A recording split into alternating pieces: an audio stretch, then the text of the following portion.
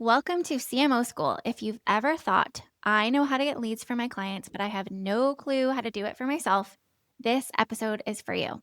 Today, we're digging into how to build a lead gen machine that works for your fractional CMO business. And we're doing it with someone who's built them at scale, Suzy Crawford. Suzy is a former Google marketing exec turned founder of a multi seven-figure paid ads agency. She helps online business owners grow using high converting funnels and ads that don't waste money and systems that scale. She also coaches agency owners on how to get out of the weeds and build businesses that don't run on hustle alone. In this episode, she's pulling back the curtain on how we, as fractional CMOs, can use the same strategies she uses with clients and students to consistently attract aligned high ticket leads. We're talking what to prioritize, how to pair organic and paid, what kind of funnel actually works, and how to stay consistent while still serving at a high level. Welcome to CMO School. I'm so excited to have you here, Suzy. Thank you. So excited to be here. You have an amazing background and you have built an incredible business. So I know you and I have talked about it, but our audience might not know. And I'd love if you can just share a little bit about your background and where you started and what kind of led you to entrepreneurship. Yeah. I've always wanted to be an entrepreneur. I was always the kid who was 5 and had the lemonade stand or was hustling in elementary school selling beaded bracelets that I made. I always had that in me. But what's funny is I didn't actually become a real business owner until not that long ago, until my agency. But it was always something that was top of mind. I'm going to start a business. And what we had talked about before was it wasn't ever that I was pushing it off. It's that all of these things kept getting presented to me as opportunities that I really couldn't turn down. And I'm so glad I didn't, because I don't know where I would be in terms of my Yeah. career had I turned them down. So a good example is I remember I was working at a marketing agency and I had started consulting, doing my very early stage version of CMO consulting. I was 22 or 23 at the time. And I was going to go full time and be a startup's CMO, like at a really young age. And at the time, I had actually applied for business school. I remember saying, I'm not going to go unless I get into a top 10 school. And I did. And I got in and I was like, okay, I'm not going to go unless something crazy happens and I get a full ride scholarship, which you don't really see in business schools, especially at that level. And then the next day I did. I got a letter in the mail and it was like, you got a full ride scholarship. I didn't even apply for this. And so I was like, okay, hold on. I'm not going to go unless something else in the next week happens that's absolutely crazy. And then if that thing happens, then I'll go to business school, I'll get my MBA and I'll see what happens and do the entrepreneurship thing a little bit. And literally a few days later, I got another letter in the mail and it was from Google. I obviously hadn't applied. I wasn't even in business school yet. And it was from Google. And I was like, hey, because you got to this full ride scholarship, you are on our radar and we want to interview you for an internship, for your MBA internship. Because when you're in business school, you do an internship in the middle of your first and second year. And we want to interview you in the next 2 weeks, blah, blah, blah. There's no way I'm turning that down. And so it's interesting that all of these things kept happening. And I kept pushing them and saying, no, I'm going to start my own business. I did go to business school. I went to UCLA Anderson. I did my MBA internship at Google. And when they offered me my full-time job during the summer between my first and second year, I said no. And my reason was because they only offered it to me if I would move up to the Bay Area. And I was in LA at the time. And I didn't want to move my husband again. We had already moved from Arizona to California. And I was like, I'm not going to move. I'm going to take this second year of business school and I'm going to start a business. I'm going to start a company and it's going to be a tech company. I had no idea what it was going to be. And I'm going to get funding and all these things. I was really confident. And so I turned down a job offer, like a really good job offer from Google. Then they came back a week later and they were like, what if we could place you, get you a really good job in LA? And I was like, Google's known for you don't get a job in LA. It's very hard to get a job in that office. At the time it was. Now they've opened up more offices, so there's more space. And I was like, okay, I'll consider it. It has to be like a really good job with a really good offer in a really cool department. Yeah. And they were like, yeah, it's a lot for an intern to negotiate. Yeah. What do I have to lose? And then they came back and I got to work in their media and entertainment department. So I worked with film studios and TV networks and with their marketing in the LA office. I literally got everything I asked for. So And amazing. had I not asked, I wouldn't have it. It was one of those things that I believe in these signs and I believe in these moments. And I do really believe we're given these kind of tests or these opportunities to help shape our future. I'm not turning this down. So I took it. That really started my career in being a good marketer, working with some of the best marketing minds I've ever worked with on the planet and on truly some of the coolest campaigns. Had I not done that, had I not applied to business school, had I not taken the scholarship, had I not taken the interview, had I not even declined the job offer that Google gave me and then negotiated for a different one, I don't know where I would be right now. I don't know where my skill set would even be because a lot of where I am now and the results I can get clients and the clients that I can get are because of all of that. And Yeah. it's so easy for us to always be like, I got here on my own and I worked really hard. But there are so many things that had to happen to get me here. So many people that Yeah. I had to learn from and shoulders to stand on and all these things. And so it wasn't just me, it was all of these amazing opportunities that I said yes to or said no to Yeah. that paved the way. And that's really got me to where I am now. And I was at Google for 8 years, including my internship. And I did the traditional 9 to 5 path where I worked my way up the corporate ladder. It was a great company. And when I started there, I didn't have any kids. And I have 3 kids now, and I had them all while I was there. It's very rare, especially in the US, you're going to find companies that are so supportive of moms. I didn't want to give that up. Yeah. So I stayed and I had my kids while I was there. I enjoyed the really long maternity leave. They don't really pay you when you have a kid. Like they'll just give you more money. And then eventually I hit the point where I was like, it's either now or never. I take the leap. I bet on myself now or I don't at all. And so I started freelancing because I wasn't really in the position to be like, I don't know what I'm going to do when I'm going to do something. So I'm going to quit my job. I had a mortgage and kids. So I just started freelancing and I did a lot of fractional CMO work at a very small scale. And I'll talk about the lead gen stuff for that because it's really what shaped my strategies now. But I started doing that. And then it was that moment of I either bet on myself or I don't because I can't really continue this side gig. So I To the took point where you really have to take the chance and be like, okay, am I serious about this or not? exactly. And that's the story. It's like the universe was not even just nudging you, it was like shoving you into Yeah. business school. And Yeah. then this opportunity, it's amazing. And I think so many of us in the entrepreneur space have a story like that where, at the time we might not have understood why we were going through something or experiencing whatever we were experiencing in our careers. And then you can look back and see that all of those things you went through and experienced and learned were building blocks to get you to where you are today. So I love that story. So tell us what your business looks like today. What kinds of clients do you serve in your agency and what do you do on the coaching side? Okay. I have 2 businesses. I have my agency and my coaching side. On the agency side, that's really the heart of the business because it's what I started and I'm still scaling it down. It started as a fractional CMO business and evolved to more done for you agency work like running ads, running marketing campaigns. And what's funny now is it's not that we've pivoted, but we've brought back the fractional CMO side. And that's now a really big part of the business again. The types of clients I serve, it varies a lot and it's evolved so much. It really started as tech clients. That was my bread and butter for years when I was doing it on the side.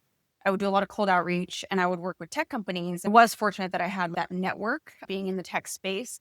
Once I started doing more ad work and running ads for businesses, we evolved from tech companies to now working with service providers. We have a lot of different types of businesses. Now, we've recently signed on working with a private equity company. So I am coming in as a principal, like a partner in the business and the fractional CMO of their portfolio companies. These are what you would call boring businesses, which is, I think, super exciting because I always tell people I can market anything. Give me any business and I know I can go to market strategy. When it comes to boring businesses, those are companies that have been around for a long time and their marketing is typically very stale. Yeah. And the company is usually doing well, it's cash flowing, and the private equity firm acquires it or takes ownership stake in it. And their job now is to make it better, improve margins, improve cash flow. And you can do so much of that just really quickly with better marketing. I love the boring business space. I think it's always a safe space, especially if the economy might be down or there's various things affecting how people are spending their money or making buying decisions. Those boring businesses are always a safe bet. I don't know if you follow Cody Sanchez, but she's always talking about them. And yeah, I love that space. It's such a interesting space and also fun, sexy from a marketing perspective. I find there's less people wanting to work with them, which means it's easier to get clients in some senses. People are always wanting to work in health and wellness and fitness and clothing, whatever, all the kind of quote unquote cool or sexy TikTok, Instagram Yeah, brands. And I think there's just so much opportunity and budgets, this secret budget minefield of they 100%. have lots of money. That's Yeah. really fun when you're doing marketing. Yeah. These boring businesses, a good example of a few that I'll be working with are manufacturing companies that build, think of a John Deere, but it's not John Deere. The world needs those, but Yeah. it's not like you have Gen Z coming out saying, I'm going to create a TikTok account for Yeah. John tractors. A bit of a different Yeah, approach. exactly. Yeah. Okay. So let's switch gears. Let's talk a little bit about your coaching side of your business because I Yeah. know you have some really amazing systems around lead generation. So I want to pick your brain selfishly for me, but also for the benefit of the listeners. So when someone comes to you wanting more leads, where do you start? What's your framework? What's your approach? I know you've got like some funnel strategies you use, but where's the baseline of where you would start with somebody? The first thing I always say is there's a million ways to generate leads. And I don't think that the ways that I teach are the only ones. So the first thing is when you're thinking of your lead gen strategy, who's your ideal client? And first really back up and think, where are they hanging out? And put yourself there. Yeah. And that's why there's no one way to do it. There's so many. But then if you think of like different platforms, I always break it up into two: outbound and inbound.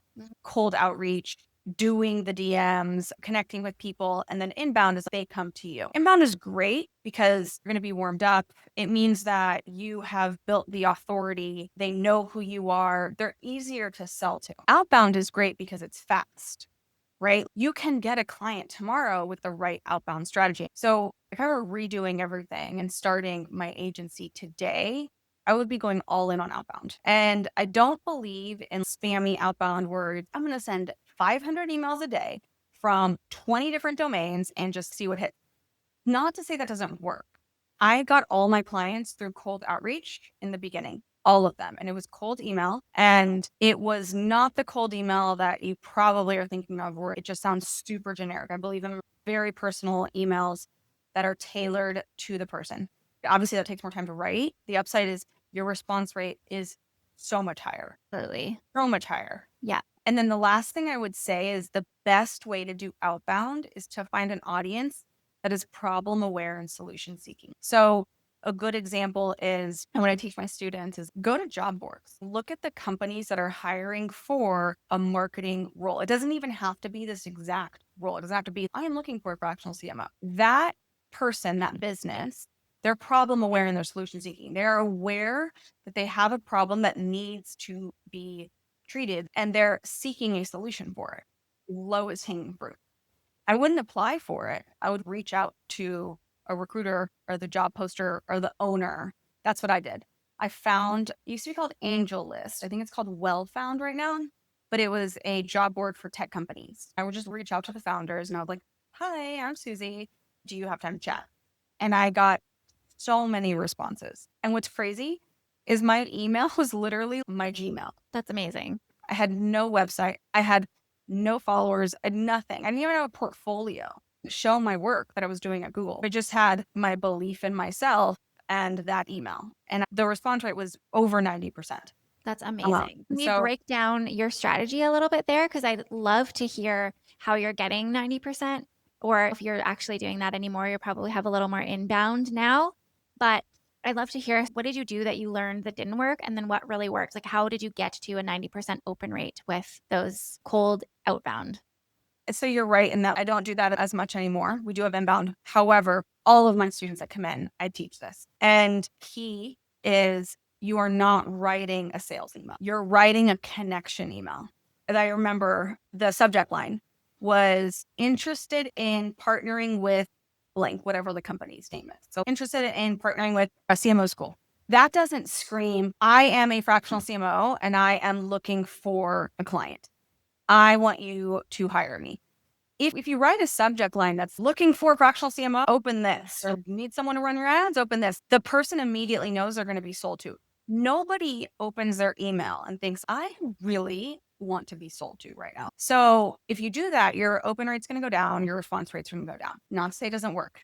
It's just a numbers game. So I played the other end of the numbers game, low volume, high response. So that was the subject line. And the format, I still have these emails and I show them to my students because I want to be transparent. I am not BSing you here. This is literally what I wrote.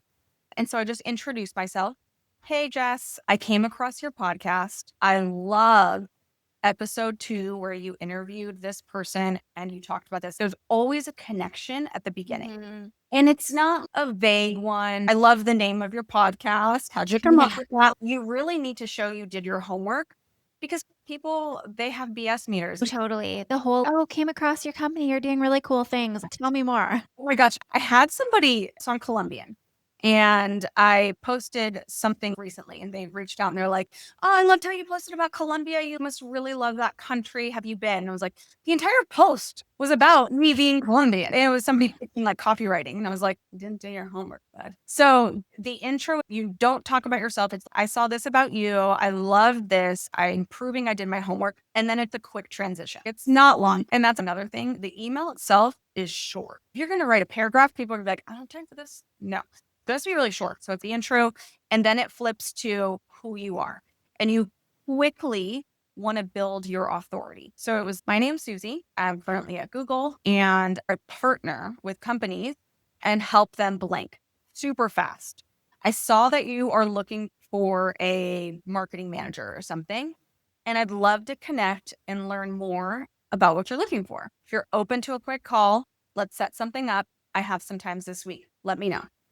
That's literally it. Super simple. And I'm not dropping like a Calendly link right away. I'm just inviting them for a call. And what I always tell my students is the goal of that email is not to sell them. It's to get them excited and to be intrigued. I want to get on a call. And then begin the pitching. Yeah, I love that. And it just becomes easier too because they're not going in thinking they're getting sold to. They're really going in, oh, this is like a cool, smart person. I want to get to know them a bit more. Yeah, they're not on the defense. They're like, Right. okay, this person is interesting. They took the time to personally reach out to me and they know that I'm looking for something that they might be a fit for. This could be just a casual conversation. I love that.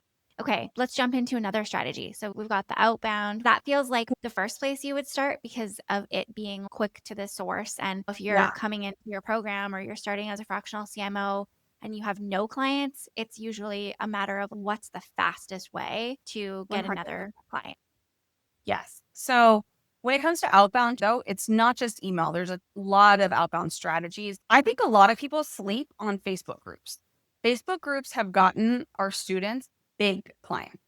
A lot of times people just think, well, Facebook groups is like the cheap client. I just had a student land a $14,000 a month client. I wouldn't consider Facebook outbound. We consider that a shared audience. You're going into somebody else's audience. LinkedIn, I think it, especially for the fractional CMO role, is gold mine. I actually have not built a strong LinkedIn presence. And that is like my, I want to say Q2, but I'm going to be honest and be more like Q3. What quarter are we in? I don't even know. My quarters are very weird because my fiscal year starts in March. I'm on a whole separate planet with quarters because I started my business in March and then that just became my fiscal start. And then summer just is this weird combination of time being in warp speed and busy, but then also I'm working less because our family is doing a lot. It's a weird quarter. Like it's a blip and it's gone. So I think Q3 then is going to be my LinkedIn quarter. We can be accountability buddies because I'm trying to get back on LinkedIn. It's been massively helpful for me too and has always been an interesting inbound lead source for me with very minimal effort. It's a really niche platform. Like, Hmm. Instagram is broader, right? Everyone's on Instagram. So I do think you should have a presence on there. Like TikTok, I'd say is a very niche platform too. I don't think my audience is on there. I'm not really on there that much. LinkedIn is like that. It's more niche. You're going to have a very specific ICP on there. And that is a good thing. Niching is good. I have a student inside Freelancer CEO who built a LinkedIn marketing agency. Oh, I love that. Yeah. And you know what's funny is when she started a year ago, she didn't have a LinkedIn agency. It was just a general marketing agency. And she was like, I really want to niche down. I'm really good at this one thing, LinkedIn lead gen. And I was like, oh, I'll build a LinkedIn agency. Just do that. And she was like, really? Just give me 30 days and I will prove to you that this is a really good path.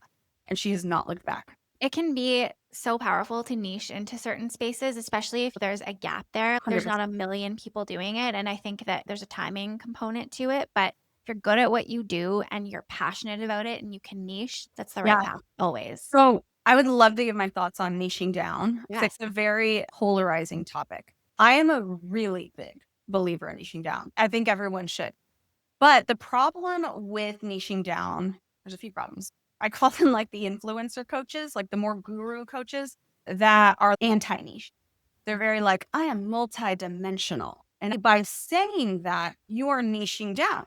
Yeah. You are attracting a specific audience that agrees with you. It's like if we go back to marketing 101, the definition of a niche is simply a subset of the population that has the same pain, fears, and goals. Yeah. You niche down so that you can create copy, create content, create offers, do all the things that speaks very clearly to that subset of the population. People Yes. think a niche is I am only targeting tech companies in the Midwest that make blank to blank. Mhm. There's so much niche down. And I think a lot of people get caught up in I don't want to target just one industry or something. I'm Yeah. like, well, that's not I totally agree. And I think the more you think about niching, when you think about who you wouldn't serve, like if there was a lead that came in, the example you gave earlier about the manufacturing of tractors, if that lead came your way, are you serving them or are you not? Then it really quickly becomes, oh no, that's not it. You start to talk to people and they're like, oh, I guess I do have a niche. It's people with an online business or yeah. coaches or whatever. There is usually some semblance of a niche. And I do agree. I think it can look different for everybody. And depending on what you're doing, if you're doing ads, you certainly can serve lots of different people. You're going to see that you probably lean one way or another. Like e-com ads are very different than service I based or agree. coach based or digital Yeah. product based business. So there's usually this place where you do have a sweet spot and it doesn't have to look like only coaches with this kind of business in this space. And it doesn't have to be so narrow. One thing one of my coaches told me about niching, which I loved because I really struggled with it as a kind of multi passionate manifesting generator who just loves variety. I was like, I don't know, I can't niche. She was like, Jess, you actually could niche internally where you are saying you're going to go after this kind of client because then that helps you figure out potentially like this type of event to go to or hey I'm going Yes. to do some outbound. I started my business with outbound too and had a really successful experience with it. And the reason it worked was because I niched. Because otherwise, if I don't have any niche, where do I start? How do I build the list of who I'm reaching out to if it's quote unquote everybody that I can serve? Mhm. So it was such a shift for me because she said to me, Jess, if you niche, it doesn't mean that if you have a lead that comes in outside of that, that you can't serve them if you talk to them and you're interested and it feels like a good fit. So that was always a really nice way for me as this person who's feeling constrained by niching to niche, but still feel that flexibility inside of my business. 100%. And one thing you said that I love and fully believe in is if you just show up a certain way, and whether it's the font that you use, the colors that you use, the way you speak, that in and of itself, that will niche you down. Because Really. I can promise you, there are certain people that will go to, let's say, my Instagram. They will go to my Instagram, they'll look at my content and they'll be like, she's not for me. If you try to be something for everyone, you're going to be nothing for everyone. Absolutely. Yeah, you don't want to be trying to speak to everyone and it's what you're putting out there, the energy, the vibe you're putting off. You want to attract people that have the same values. And I've been having lots of conversations with other service providers lately about their social media, their email, all of their, let's say, content marketing. And the difference between, okay, do we want to show up like an authority? Are we going to show up like a hey, I'm a fractional CMO and I speak and educate, and all my things are about marketing and fractional CMO? Or on the flip side, am I leading with personal brand where I'm sharing my kids and my health routine, anything I want to share, as well as some marketing stuff? So I think it's interesting because the personal brand side, you end up attracting people who like you. They start to build some sort of a relationship with you and want to support you because something about you connects with something about them, whether it's a values thing, and they start to like who you are as a person and want Yeah. to see you win. And then there's also the interesting piece of if you're building a big audience on the personal brand side, are you attracting the right people? Or is everyone just interested in what you're wearing and they're never going to buy from you? So there's such an argument for both sides. And I'd love to hear where you stand when it comes to personal brand versus more building yourself as an expert in one space. I think you need both, honestly. And I think it's 80/20. That's how I would look at it. If your content is just straight up marketing, education, tips, yes, that's valuable, but it's 2025, my friend. People want to connect with people. We are living in this world where robots are everywhere. And so that human connection and knowing who's on the other side of the post, the feed, the blog, whatever it is really valuable. So, I do think you need both. And I also think that you have to be strategic about how much each content is on the feed. So if it's 90% personal, then you are becoming like a lifestyle brand. So you can't have all of it. If you look at my content, for example, I definitely share a lot about me. I do that in my stories. I did a post today. It was a carousel and it was how I started my marketing agency and I take people through the journey. And so at the personal story, but it also has a touch of building authority where I talk about my background at Google and that kind of stuff. Then I have other pieces of content like these are the 12 ways to get clients as a freelancer, very educational. Then there's other types of content that are more authority building and objection handling. You just need a lot of different types of content to take people through a journey of getting to know you and what it's like to work with you.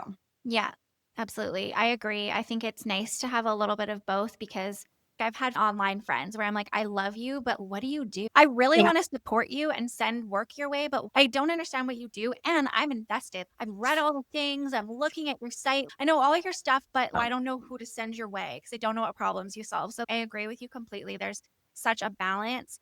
And I love getting to know the personal side of somebody. If I think about how you and I connected, I think it was me starting to follow you because we're in a similar space, but then starting to see things about you on the personal side and values side, how you show up as a person, as a mom, how you run your business, just things that really resonated with my values around anti hustle and balance and creating this thing that feels good, being really passionate about what you do. These threads where I was like, I like her. I see similar things and I feel like we could be friends. And so, Yeah. had you not had any of the personal stuff and it was all just like education, it might have been like, oh, okay, I'm going to save this as inspirational for me. But would I have connected with you? And Yeah. this is a new friendship and who knows where it will go. But certainly, I'm sure we'll be passing leads between each other and chatting and supporting each other as our businesses grow. And you want to do that when you get to know someone on a personal level because you just want to see them succeed and you want to support them.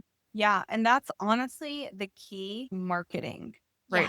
Yeah. It really is when you're marketing, building an agency, a fractional CMO business, or if you're building any business, the key to successful marketing is to build a personal brand. There's a really great example. I am blanking on the business's name, but it's a smoothie startup. The founder basically built her whole Instagram about her journey. The company has its own Instagram. People are so invested in journey, and the content is not just about her building the business. I would say the business is like 50%, and then the rest is her family with her daughter, what it's like to start a business with a toddler and how it takes the village and all these things. And people are so invested. And I'm like, this girl's crushing it. And had she not done this entire personal brand, I promise you it would not be where it is. Oh, It's absolutely. so many stories like Yeah. that. More like 5 years ago, even 3 years ago, it just wasn't like that. There is a business, amazing story.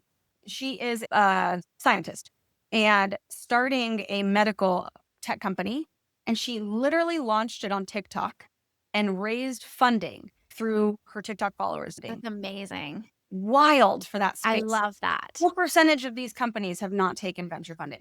Yeah. Not. She's done it because she's built this brand.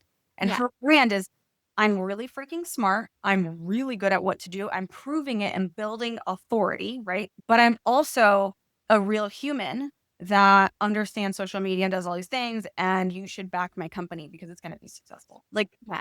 it's amazing. Yeah. I absolutely love that. One of my other favorite examples is Strawberry Milk Mob. They're a Canadian brand. They're just bathing suits. Like, they're cute, but Yeah. bathing suits. There's a million places you can buy bathing suits. They are hilarious. A lot of their content is not even about their business, but they're just very funny. They Yeah. do share a lot of behind the scenes and you just get invested. You want to support them because of who they are and you see what they're building and they'll share mistakes they've made in the business. They'll share just things they've learned along the way. And it creates this connection where you're going to go to them as opposed to like Amazon, because Mhm. even though it might cost you a little more, they're the person behind the business. You really want to be able to support them. There's this one brand. It's a pickle. Oh my God, I love A it. jar of pickles. And they literally are a D2C pickle company, but it's these two girls, they're friends, and they started the business on social. I don't know if it was TikTok or Instagram. What other pickle companies have built personal brands? Literally none. Yeah, when are you like, I like these pickles so much that I'm going to go out of my way to order them online, and it will probably take way longer than my Instacart order Yeah. or running down to the store. That is something so powerful that you cannot create any other way. Like, it Yeah. really comes down to the personal brand. Yeah, and that's what we're doing with these. So the private equity company that I'm working with, we're going to start building personal brands. Because how many boring businesses have that? And so I think Yeah, it's really going to be a way to set them apart and build an entirely different persona for the company. I love that. Yeah. Okay, switching gears back to the fractional CMO side, you have so many cool, amazing strategies inside of your program. I would love to hear advice you would give to fractional CMOs who are either starting or looking to increase their lead flow, things we didn't Yeah. touch on that you think are important for our listeners to hear from you, because you've got so many amazing lessons, learnings, things that you teach. I want to make sure we're pulling and Yeah. extracting as much as we can. Okay, so the first thing is stop playing small. I love to give this example because usually if we're building a fractional CMO business, it's because we come from the corporate world. If you come from the corporate world, this should resonate. Think of when you were really gunning for a promotion in your 9 to 5. And you were like, I'm going to get that promotion. Do they give you that promotion because they look at you and say, just 6 months, you're going to be really good at this role. You're going to show up like this, like person that fits this new promo role? Or do they give it to you because they're like, Jess, you already are showing up like this. You already are showing that you deserve this. No, Absolutely. yeah, you don't get a promotion because they really bank on you being good later. Yeah, they're Well, like, "You're rocking it. You're already doing all of these exactly. things. You're We're now showing up gonna like compensate you for it." exactly. And it's no different when you're building a business. And it's really hard because you don't have that manager when you're building a business. Like you are the manager, right? So you have to tell yourself, like, I need to show up like this. I need to do these things today because the version of you that you want to be needs to exist now. Well, Absolutely. we can't think small. If we want to build, let's say the goal is I really want to hit 7 figures in X amount of time, then you need to show up today like that 7 figure fractional CMO. Yeah, And that's how you win fast. You don't play small. You believe in yourself fully. You believe in yourself when nobody does. And yeah. that was me. Can you imagine my family's reaction when I told them I was quitting Google? 3 kids and a mortgage. I will say I'm super lucky that I had a husband that believed in me. I have not shared this on here. I'm Colombian, like I said earlier. I am a child of immigrants. I'm literally the first born person in my family that was born in the States. My brothers were born in Colombia, all of my cousins, all of my aunts and uncles, even extended family. And my parents did a lot to come here. They worked their asses off and it hasn't been easy. English is not their native language. And I grew up in a Spanish speaking household, all these things. They still to this day work to give us these opportunities. And I got this amazing job at one of the best companies in the world, was paid really well. And I just woke up one day from their point of view and was like, I'm quitting and I'm going to do this thing that's called marketing that I know you don't understand, but I'm going to do it anyways. I was terrified to tell my family. And it's not like I was 15, like Yeah. grown ass adult. There's also a very immigrant mentality of you're very afraid to disappoint. Yeah, they've sacrificed so much. Yeah. And not only is there pressure on you from yourself, I can tell you're a high achiever. You're obviously going to be pressuring yourself. This has to work. I want it to work. But you have this extra weight of look what my family did to Mhm. bring us here for me to have a certain sort of life that they imagined and Yeah. envisioned for me. And I've gone and done this and this. And then I'm just choosing to walk away from it. Yeah, exactly.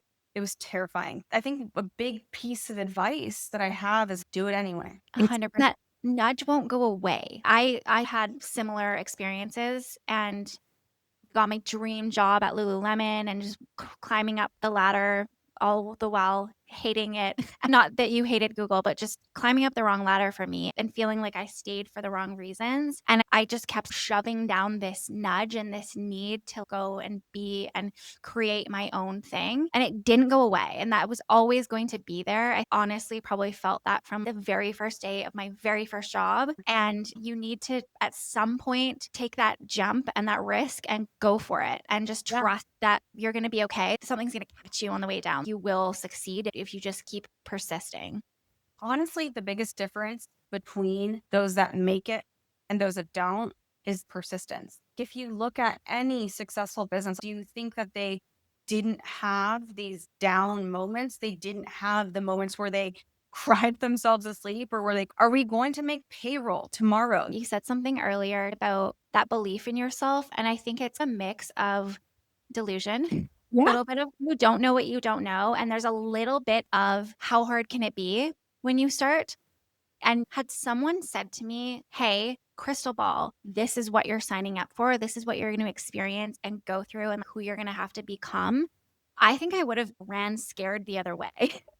Truly. It's been such a cracking open of who I am and shifting of myself. And I've really had to, like, in the best way, step into a new version of myself and really level up and do everything before I felt ready. Just Yeah. put myself out there and be like, this feels so uncomfortable.